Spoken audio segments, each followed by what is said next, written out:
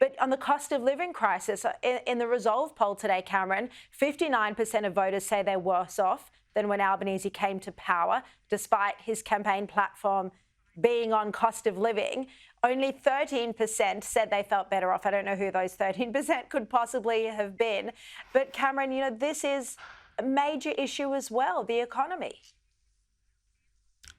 Oh, the economy's front and centre, made worse by these acts of national terrorism that we're seeing, specifically targeted at the Jewish community in Australia. But no, cost of living is a huge issue for Labor, and little wonder that people are feeling much worse off than 3 years ago, because they've spent their COVID savings.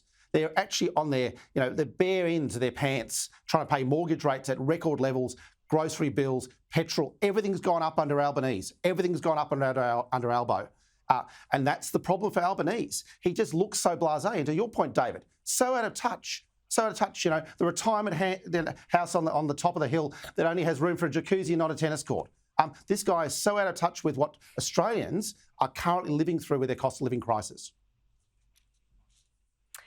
David, in that Resolve poll that I just mentioned, they had Labor's primary sitting at 27%. From your extensive experience with political campaigns, do you think it's now at a point where Labor will struggle to even form minority government? Look, to form government as they did at the last election with a primary vote of 32.6% was extraordinary. That is a historic low number.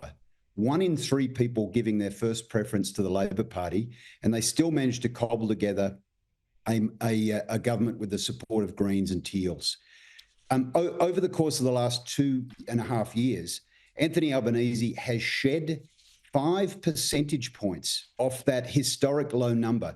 He's now sitting at 27 if the Resolve poll is to believe. At the same time, that's on top of the 32%, he shed what? Somewhere between 15 and 20% of the first primary vote base that he had. He's now down into one in every 4 voters giving their primary vote. But at the same time, his spending is at never before seen highs, which has pumped up inflation.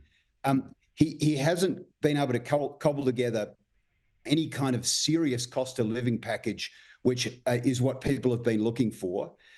He's been obsessed with The Voice. He's obsessed now with Palestine.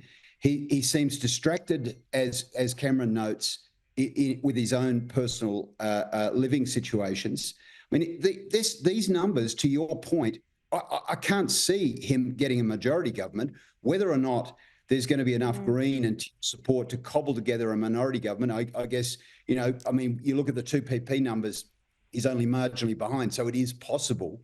3 months ago, no one thought a minority coalition government was possible.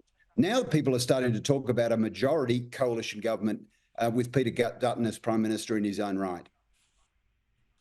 Yeah, they are indeed. And it seems to me like Dutton is feeling pretty confident that that could happen as well. All right, Cameron Milner, David Gazard, great to see you both.